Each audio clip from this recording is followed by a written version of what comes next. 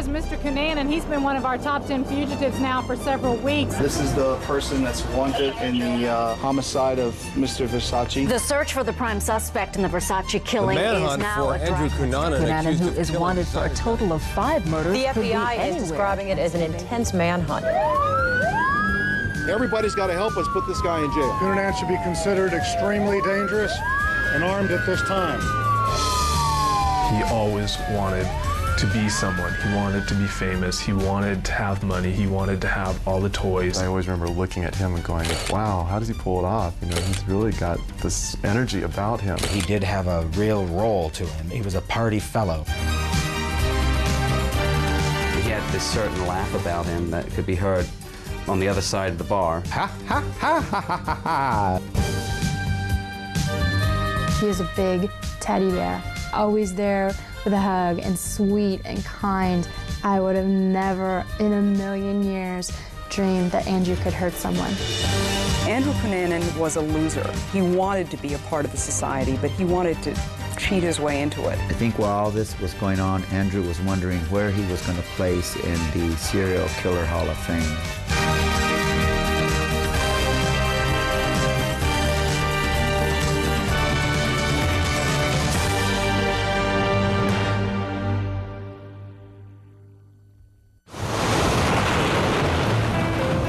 It began in California, near the Pacific, the ocean whose name means peace.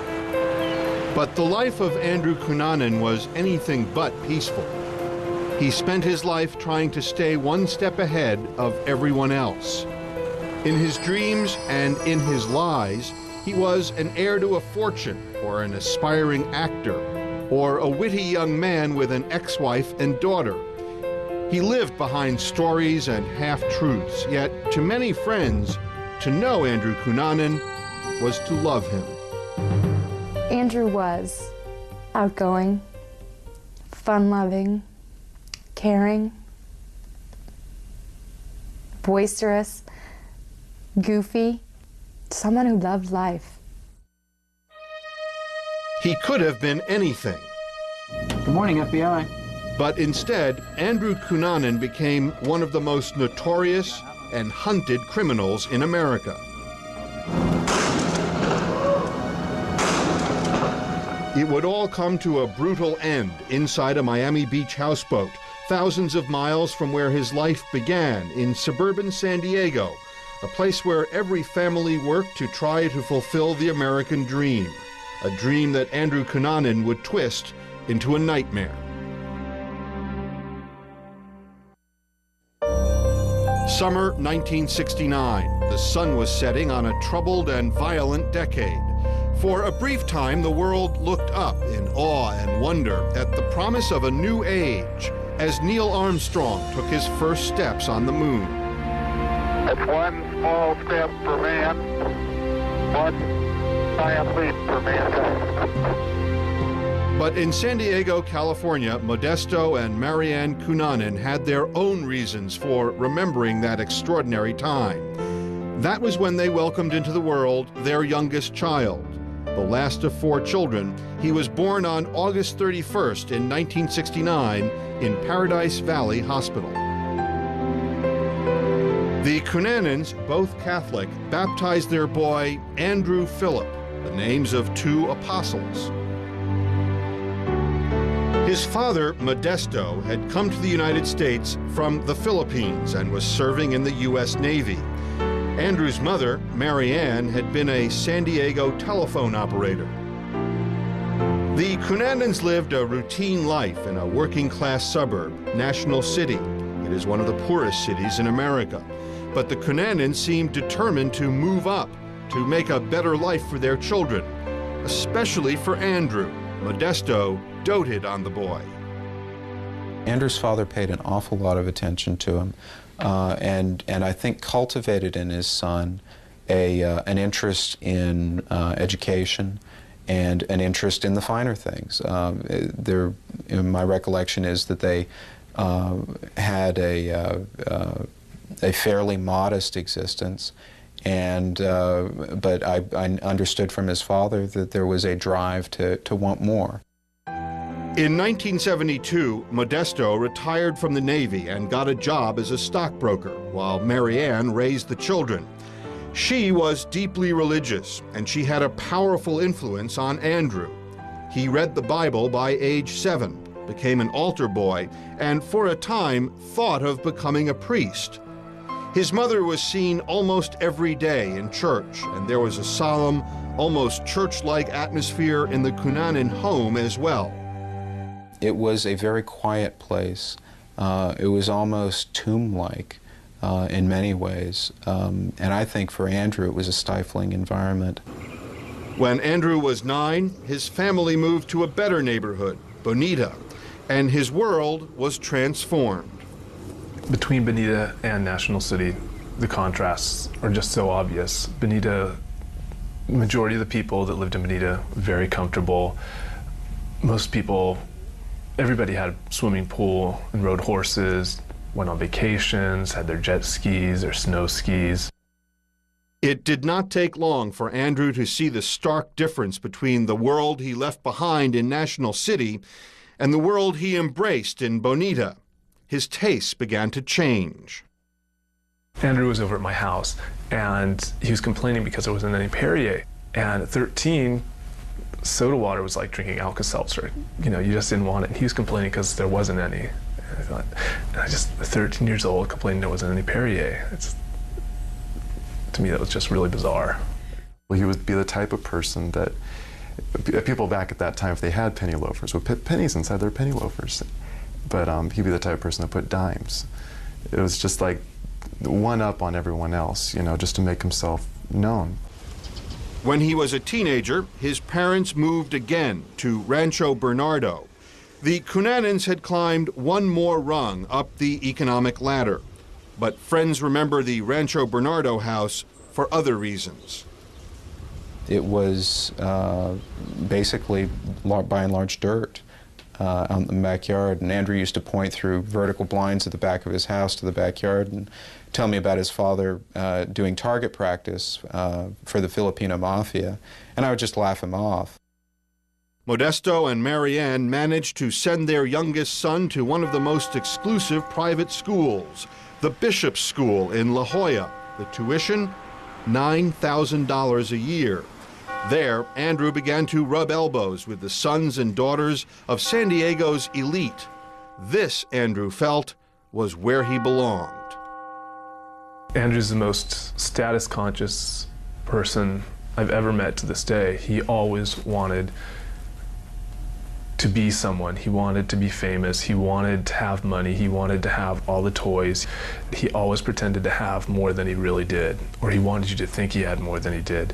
And I just always knew that it wasn't true. It was all fantasy. His classmates also came to know something else about Andrew. He made no secret of the fact that he was attracted to men and would whistle at members of the male water polo team. By some reports, he even began having liaisons with older, wealthy men. He developed affectations, telling friends his favorite TV show was Brideshead Revisited, and at times he even carried around a teddy bear, like the character Sebastian. Andrew could be colorful and exuberant among his friends, but some saw his behavior as little more than an act. I believed probably 10% of what Andrew said, and 90% of it I wrote off to Andrew wanting attention, even down to his homosexuality. I thought that was an act. And really, I think that ultimately Andrew was not gay. As insane as that may sound, I think Andrew found an act that was convenient for getting attention, and the sexual aspects of his life had nothing to do with that act. In 1987, Andrew Cunanan graduated from the Bishop's School. His classmates voted the outrageous 18-year-old the most likely to be remembered. Certainly, they would not forget his yearbook page. While his classmates filled the pages with their accomplishments, Andrew's entry was nearly empty. Others listed their hometowns. Not Andrew. He seemed intent on covering up what he did and where he came from. Instead, there was just a quote from the 18th century in the court of Louis XV. Après moi, le déluge. After me, the storm. It would take nearly a decade for his classmates and the world to fully grasp how devastating that storm would be.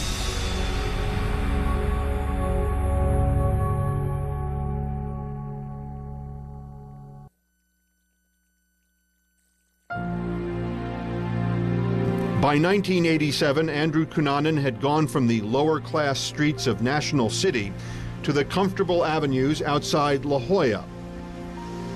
He had no intention of stopping there. After graduating from the Bishop School, he entered the University of California at San Diego, where he majored in history. But soon his own history would be altered forever. In October of 1988, a warrant was issued for the arrest of Andrew's father.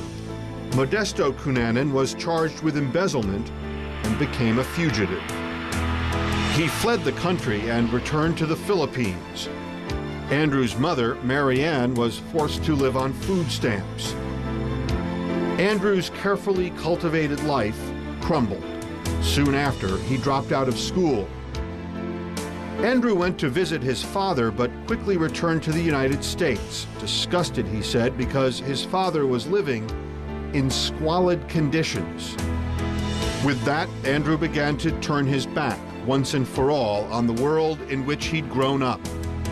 He would create a new life, centered around wealthy, often closeted gay men, men who took him to expensive dinner parties. He developed a routine. Let us say Andrew was one of these parties and he found out that a certain wealthy millionaire closeted man collected orchids. That night when Andrew went home, he went and got every book he could on orchids. He was continuing the social climbing that had begun years before in suburban Bonita. His fantasies of life among the well-to-do were fulfilled, but getting there required more than just making connections. Andrew Cunanan had become a gigolo, a kept man. Andrew had one benefactor at a time, one major benefactor. And these relationships, they lasted for a while. And Andrew made sure that they lasted for a while by keeping their interests. That was only part of the Andrew Cunanan mystique. He made friends his own age in San Diego's gay community of Hillcrest, where the outrageous Andrew from the Bishop School could dance bare-chested on tables and buy rounds of drinks for everyone. When he was with his friends in the bar, you know, there would be like tricks he would play on the bar, and there would be like times where he'd snag somebody's hat off of some young cute guy and run across the bar and put it on another guy and make that guy have to chase him to go get that hat. I mean, those were silly little pranks that he was famous for. The young man who relied on the money and influence of benefactors could act as a benefactor to others. He enjoyed the fact that he was given out to people his own age, or it was almost like Robin Hood, you know, stealing from the rich and giving to the poor sort of thing. I don't know. That's how I see it, but I think Andrew was more or less very happy and very, very thrilled to be treating people that he thoroughly and generally enjoyed hanging out with. He could be generous with his affection as well as his money. Andrew always was the first one to run up and give you a hug. In fact, that's the thing I'll remember forever. I can still, in my mind, hear the way he would greet me and come at me with these open arms and Sheila and a big hug, and it was that way for everybody. Everybody got a hug and a kiss. He had a zest for living and a laugh to match. I've worked very hard on doing Andrew's laugh, and it is so unique that I can't even do it. But it's a hearty, hyena-like belt, sort of like a Tarzan getting poked in the rear with a pin. Ha ha ha ha ha ha ha! But that's not quite there, but that's as close as I can get. Andrew seemed to be on stage, and in these performances, he rarely let people get close. He could disappear into whatever role he chose to play. Andrew told some people he was an aspiring actor or a designer. He even reinvented his family.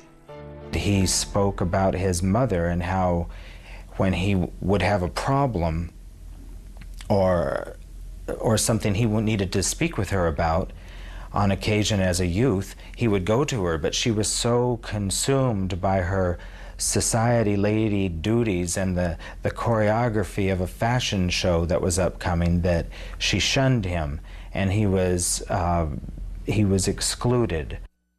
He told some that he came from a rich Jewish family, or that his father owned a home on the Riviera, and it could get even more incredible. He also spoke of having an ex-wife and a young daughter, and in fact at one point in time produced photographs to document this theory, and they were taken in the most beautiful home. Some friends knew him as Andrew Cummings. Most were told his name was Andrew De Silva. He became an enigma, a blend of so many fictions, it was impossible for anyone to know who he really was. A few did get close to him. One was a graduate of the U.S. Naval Academy, Jeffrey Trail. The two became almost like brothers. You heard the admiration when he talked about Jeff. I know that there was a definite bond between Andrew and Jeff, and that they were really close friends, the best of friends. Then there was architect David Madsen from Minnesota.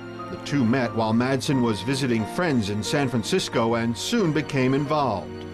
Andrew told friends Madsen was the love of his life. But Andrew knew only one way to support himself. He took up with another so-called benefactor, Norman Blatchford, a businessman in his late 60s. He kept Andrew in a $900,000 home and gave him an allowance, reportedly $2,500 a month. For Andrew, National City must have seemed a distant memory. But by the fall of 1996, it was all about to end. Andrew's relationships began to dissolve. Madsen had lost interest in Andrew, partly, it seems, out of fear. He was wondering about where Andrew Cunanan was getting this money. He thought it was very strange that Andrew would not give him a phone number where he could reach him, and he also wouldn't even give him an address in San Diego. And so that's why David felt that there was something weird about Andrew, and something sinister and something shady. In the fall, Jeff Trail decided to take a job as a manager for a propane delivery company. He ended up moving to Minnesota, near David Madsen. Jeffrey Trail is highly respected, didn't know a lot of people here in Minnesota, and apparently Andrew suggested that he get in touch with David Madsen. And David Madsen actually helped show him around town. Around this time, Andrew's relationship with Blatchford came to an end. Suddenly, money was hard to come by. I was talking to him one night at the bar, and he told me that he'd gone to this one particular straight bar, and there aren't that many in Hillcrest. And I was totally alarmed because I was like, well, what are you doing there? And he looked at me and he goes, oh, you don't know? He goes, that's where I do most of my business. I put two and two together and knew that he was selling drugs. Friends suspected he was also taking drugs. They also heard he was getting into sadomasochism. He went to some after-hours place, and he did get into some leather, in the leather and S&M and so forth. Andrew was a master in that scene, and the sadomasochist scene. So Andrew always had to be controlled, even sexually. Andrew began to put on weight. Even his demeanor seemed to change. I saw Andrew last New Year's this past year, and I was so excited to see him again because I hadn't seen him in like 8 months or so, and it was very strange because he was different. I didn't get the Sheila and the big hug. It was, oh, hi, how you doing? A little hug in passing, and on he went. In April of 1997, Jeffrey Trail told a friend in Minnesota that he had had a huge falling out with Andrew. I made a lot of enemies this weekend, Trail said. I've got to get out of here. They're going to kill me. Jeffrey Trail had a lot of apprehension about how he felt about Andrew Cunanan. He felt he had a very dark side to him. He was he didn't feel very comfortable with him, and we theorize that perhaps he told David Madsen, you know, stay away from Andrew Cunanan, you know, don't get involved with him. Andrew, however, was not prepared to stay away from them. He told friends he was moving to San Francisco, but first, he said, he had some business in Minneapolis. And I said to him, I said, well, you know what, you'll be back. And I said that to Andrew, and he looked at me and he goes, trust me, you don't know me, I won't be back. The night before he left, some friends hosted a party for him at a favorite restaurant. A last supper for a departing friend. At one point, it was most peculiar, there was almost silence after talking about the attitudes people had established, whether they knew Andrew well or not at all, and he gave the retort that, in fact, nobody really knew who he was, that everyone had their own version of who he was, but nobody really knew the truth. The next day, Andrew Cunanan left for Minneapolis. He had spent his 27 years striving to be someone better, someone richer. He had measured his life by fashion magazines, dinner menus, and street addresses, by what he could show or show off. His life story was constantly being rewritten, but now the next terrifying chapter was about to unfold.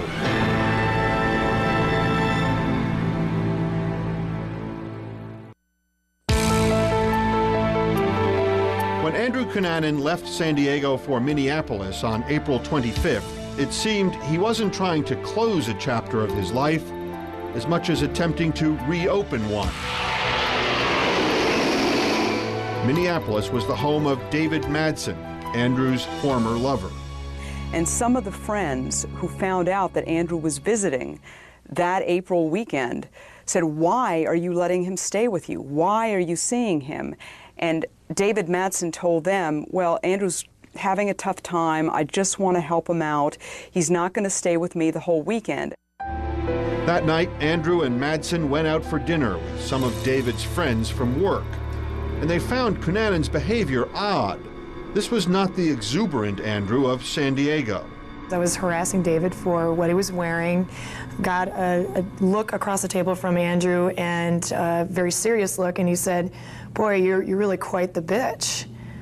And I stopped in my tracks. 2 nights later, on April 27th, Andrew invited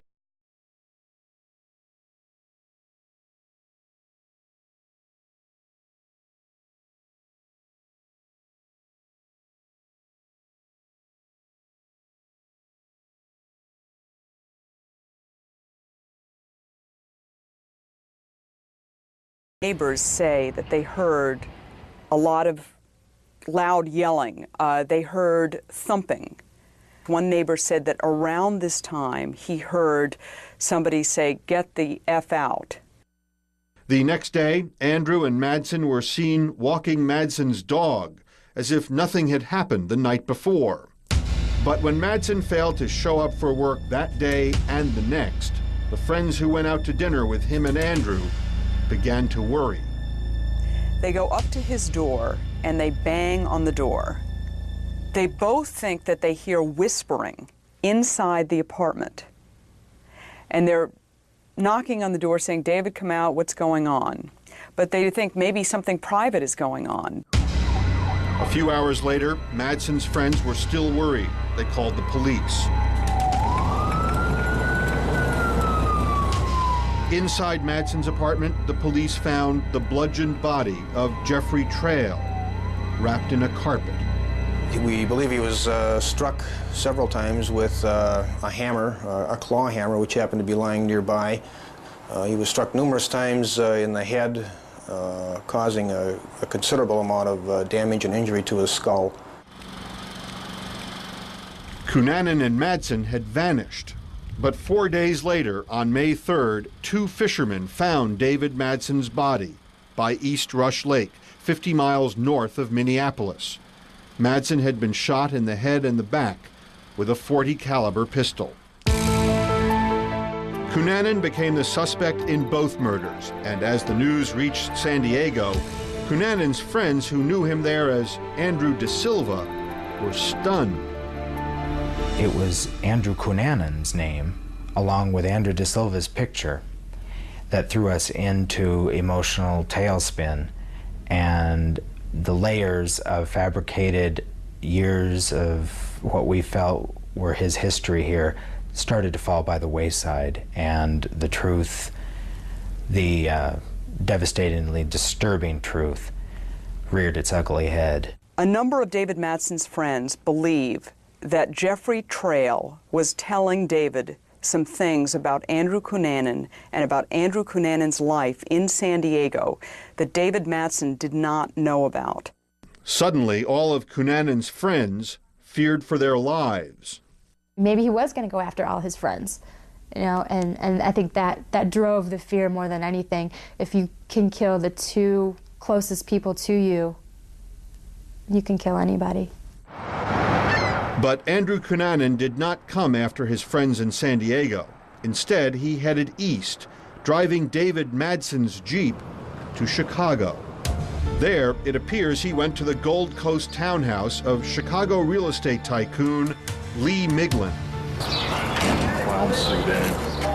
On May 4th, the police found Miglin's body in his garage. Miglin had been stabbed repeatedly in the chest with garden shears. His throat was slashed with a saw blade. His head was wrapped in masking tape, resembling the bondage masks worn in S&M films.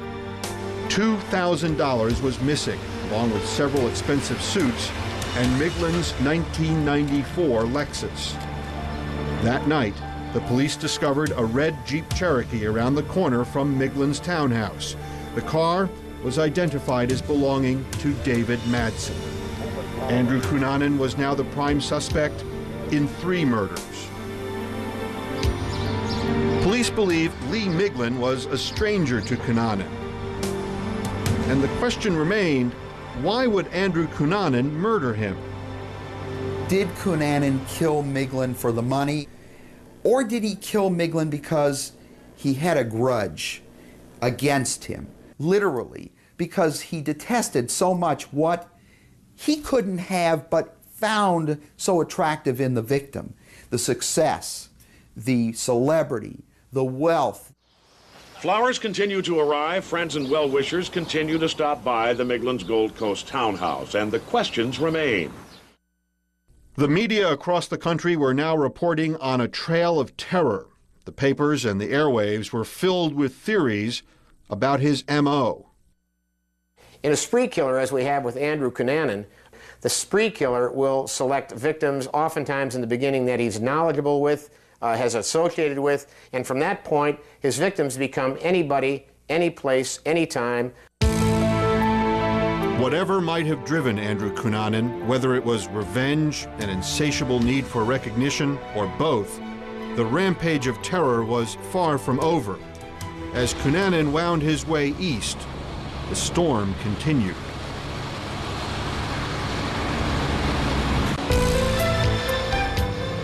By May 5th, 1997, Andrew Cunanan was a man on the run, suspected of murdering 3 men in cold blood within 1 week, and a man who seemingly behaved as though he thought he could get away with it.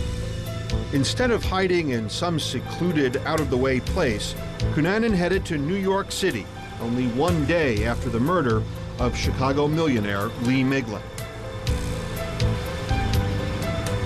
You know, I think we have this stereotypic image of the serial killer as kind of a glassy-eyed lunatic, kind of like the ones that we see in slasher films. Actually, they're not like that at all. They have an uncanny ability to look like everybody else. And that's why Cunanan was so difficult to detect. Like most visitors to the Big Apple, Cunanan went shopping. The young man, known for his sophisticated taste, shopped along elegant 57th Street, visiting the original Levi's store. And he went to the movies at least twice. And there's evidence that he also visited this club in the Chelsea district. But on May 8th, Cunanan hit the road again. still driving the 1994 Lexus stolen from Lee Miglin. Cunanan was brazen enough to use the car's cellular phone. The police intercepted 2 calls made just outside Philadelphia. That next morning, the Philadelphia police held a news conference at about 11 o'clock, announcing that Andrew Cunanan had used Lee Miglin's cell phone in the Lexus in the Philadelphia area.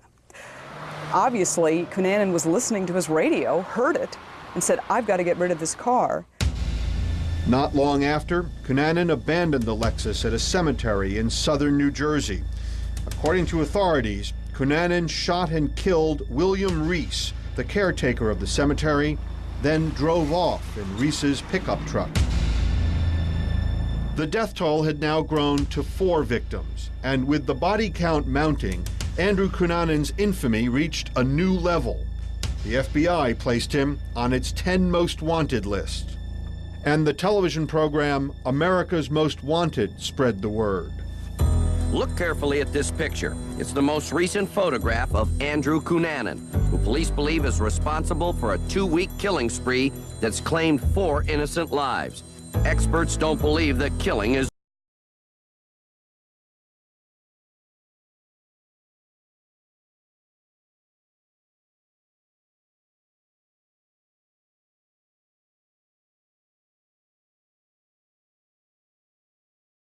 America, models, movie stars, a lot of media, and so it's a place where he would have felt comfortable, and where he could have easily mingled with people in bars and felt at home. Cunanan checked into the Normandy Plaza Hotel and was, according to the hotel's employees, a quiet, unassuming guest. Even though there was a manhunt on for him, Cunanan lived at the hotel day after day, week after week, as spring turned into summer. But by July 7th, it appears Cunanan was running out of money. He went to this pawn shop and sold a gold coin belonging to Chicago murder victim Lee Miglin. Surprisingly, Cunanan filled out a form, signing his real name and giving a thumbprint. And I said, sign here, put your fingerprint. I give it his copy, I give it the money, and he left. That's it. It took like a 5-6 minutes. The shop's manager, by law, sent a copy of the form to the police, who were required to review it. But due to a backlog of paperwork, it went unnoticed. Cunanan was spotted again on July 11th in this sandwich shop, when one of the cashiers recognized him from watching America's Most Wanted and called 911. When he came in front of me, and when I was watching the show, I pay attention, and it's just boom, right then and there, it just clicked. But Cunanan left before the police showed up, and despite as many as 10 reported sightings in the area, he continued roaming through Florida.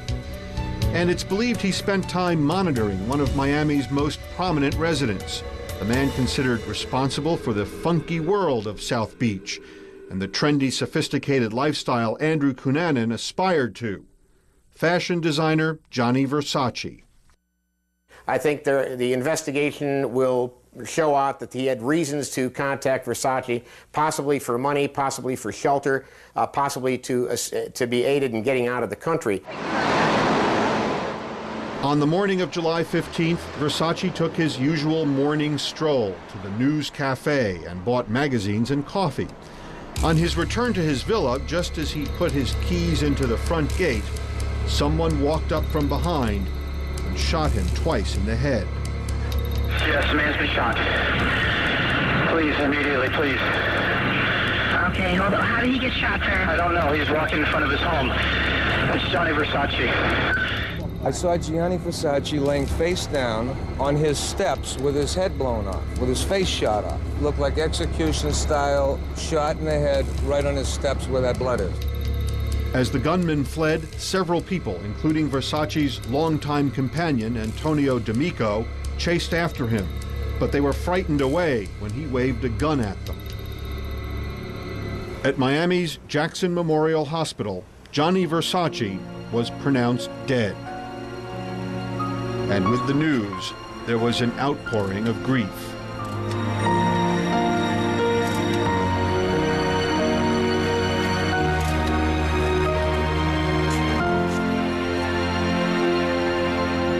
Not long after, authorities found the pickup truck, which was then identified as belonging to William Reese, the murdered New Jersey cemetery caretaker. Inside the truck was a wealth of evidence linking Cunanan to the murders. They found clothing, blood-soaked clothing. He also left identification. He left a passport. He left receipts from visits to a movie theater, I believe in New York. He left a trove of evidence.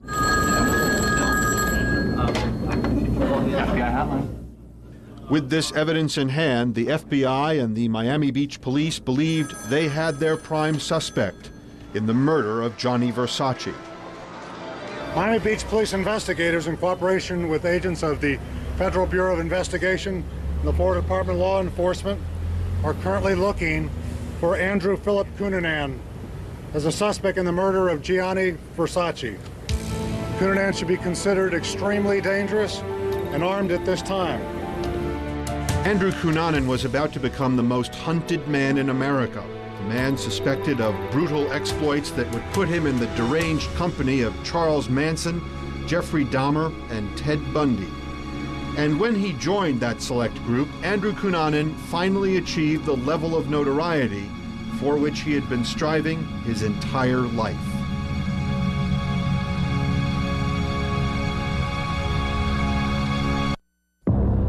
Andrew Cunanan, the brash kid who craved the spotlight, the one whom classmates had labeled most likely to be remembered, was suddenly not just famous, but infamous. His name and face were plastered on storefronts, on the front pages of newspapers, and on television newscasts around the world. Continúa la masiva búsqueda de Andrew Cunanan. Hundreds of agents in southern Florida searching for the killer of designer Gianni Versace. Hundreds of tips are coming into the FBI. The FBI is reaching out to anyone. Police say Cunanan, who is wanted for a total of 5 murders, could be anywhere. Nobody's safe in this, and that's the point we have to get across. Everybody's at risk. Everybody's got to help us put this guy in jail. You said he got on at the Logan Airport stop? Okay. Soon there were sightings, tips from around Florida and from places as varied as Michigan and New Hampshire and Wisconsin. Hundreds of calls from people saying they had seen someone who looked like Andrew Cunanan. But authorities conceded that could mean anything. For a while, they even speculated he was dressing as a woman. But the truth is, no one could be certain. A few days after the Versace killing, vital clues began to turn up. Investigators searched the Normandy Plaza Hotel, where a worker believed Andrew had been staying under a name similar to one of his aliases. I get the creeps, you know, because the guy was very nice. You cannot think nothing wrong about that guy. Believe me. When police searched his room, they found fashion magazines and a set of hair clippers. Police seemed to be on Andrew's trail, but no one could predict where that trail would lead. With the Versace killing on everyone's mind, authorities tightened security at fashion shows in New York. Nobody knew where Andrew Cunanan might strike next. Crime Stoppers. At one point, more than 1,000 tips a day were pouring in from around the country, 400 a day in South Florida alone. Many came from the area off Collins Avenue in Miami Beach, where yachts and houseboats are docked. Investigators began to step up surveillance in the area. They became more convinced that Andrew Cunanan had not fled Florida. On Wednesday, July 23rd, Fernando Carrera stopped by to check on a large blue houseboat where he worked as a caretaker. The owner was away on business, and Carrera routinely looked in on the houseboat every couple of days. But this day, the caretaker noticed a lock missing from the front door. Before he could investigate further, he heard a gunshot. Carrera ran outside and called 911. Within the hour,